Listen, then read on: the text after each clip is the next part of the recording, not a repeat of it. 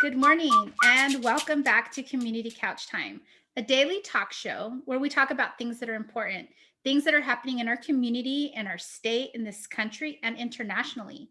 Oftentimes, the topics that we discuss are ones that others aren't talking about. And the question is, why aren't we? And so now a word from Ms. Wallace. Good morning, great minds and good people. I'm Miss Tiffany Wallace, and thank you for having me for Community Couch Time. Now, let's start the discourse. Good morning and welcome back to Community Couch Time. Today we have a full house and we're joined with Ms. Melgoza and women. Ms. Melgoza, how are you? Hi, Ms. Cardona. I'm really excited to be here today. We are joined by two Ms. Riveras, our awesome science teacher, Ms. Rivera, and also our student government representative, Aisha Rivera, who is going to be having some critical conversation with Ms. Rivera about Women's History Month and talking a little bit about her experience in STEM. And so I'm just going to pass it off to Aisha Rivera, our host for today. Hi everyone, my name is Aisha Rivera and I'm a student government representative, and today I'm going to do an interview to Ms. Rivera and we are going to talk about Women's International Month. So hi Ms. Rivera, how are you?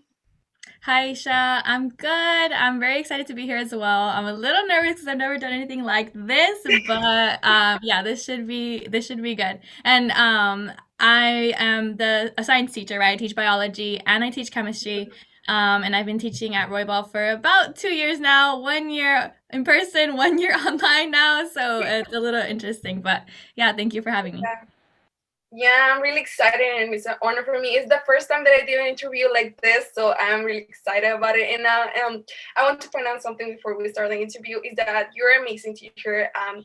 My first class that I take, because I moved like almost 2 years ago, like when you started doing class in Roybal, so you were my first teacher, and I was really excited and I was really nervous, and you helped me a lot. You don't know how I appreciate your time, and I'm really thankful because you were a support for me, and it was a great moment for me. And to start a new life, a new journal for me, it was really special that you were there. So you are here, so I'm really happy.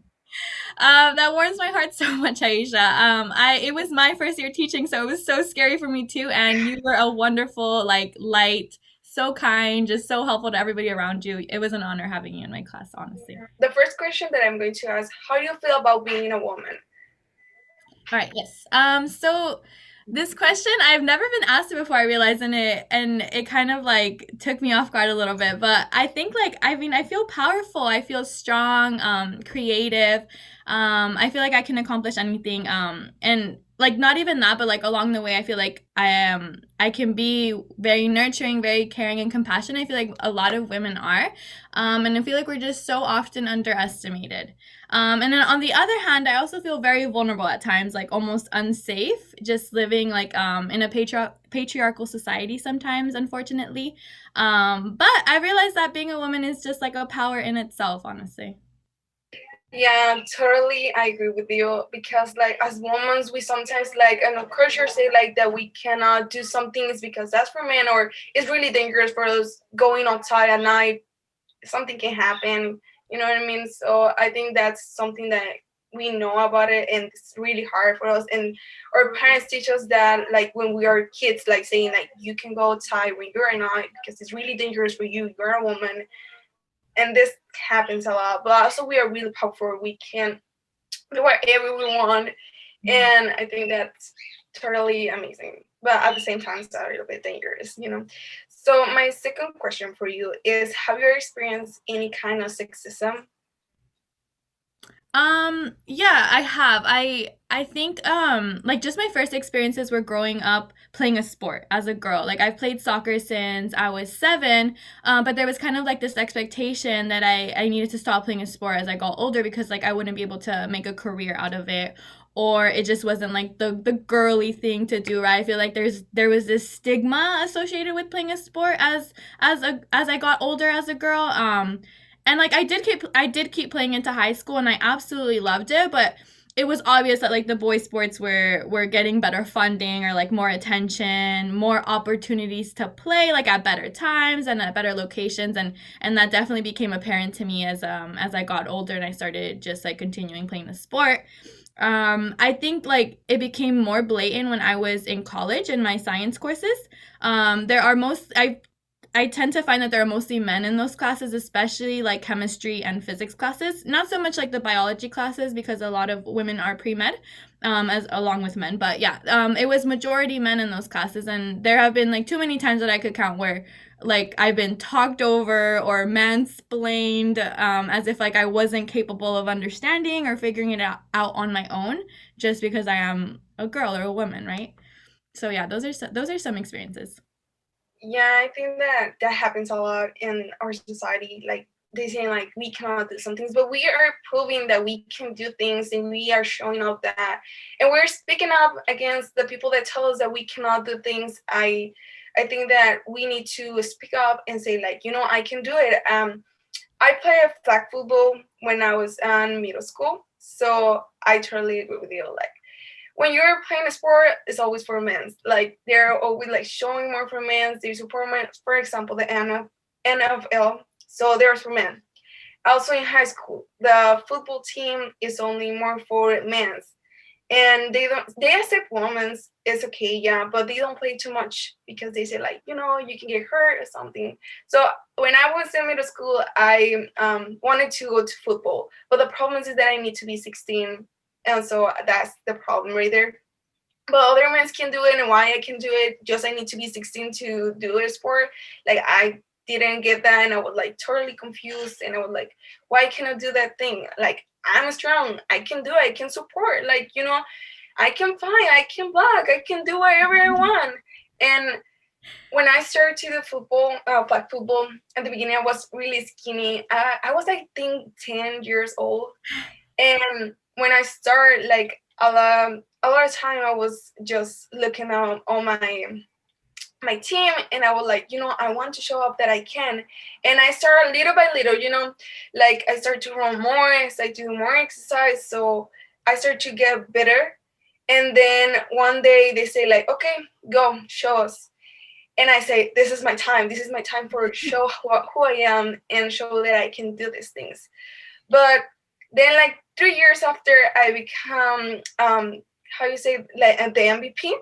So like for like 3-4 games, and that was amazing for me. Oh. Because I started to be a part of the team more, and also I became a captain. So like I was like, I feel really strong when I was like that. And that time was difficult for me because I need to put more effort. But I really think that was an amazing experience for me because I became a leader. I was a QB, and I play a lot of positions when I play. So I really gained my position as a captain and as a player on football. So yeah. That's amazing. So yeah. And something that I don't say sometimes, but I think that how I learned, I also make a family playing flag football. My teams, they're women's, of course, and so we make a bond together, and we support each other every time. And I was like the cheerleader, like I was saying, like you can, come on, don't let your crown like fall or something like that. So I was trying always to make people feel positive because if you see me more in person, you will see that sometimes I like trying to push people to do more things and like help them. I try to do that all the time and be positive because I think like I didn't receive that too much. So I think I have to do that to show people that they can do things that they maybe don't think that they could do it or something. Yeah. But I was tough to me, but yeah. So my third question is, have you experienced any hardship or problem just for being a woman? Yes. Yeah, I think the biggest part for me comes down to just like safety or like convenience, right? Like you were talking about before, like having to think twice before going somewhere alone or at night. I personally make sure I don't walk my dog once it starts getting dark out.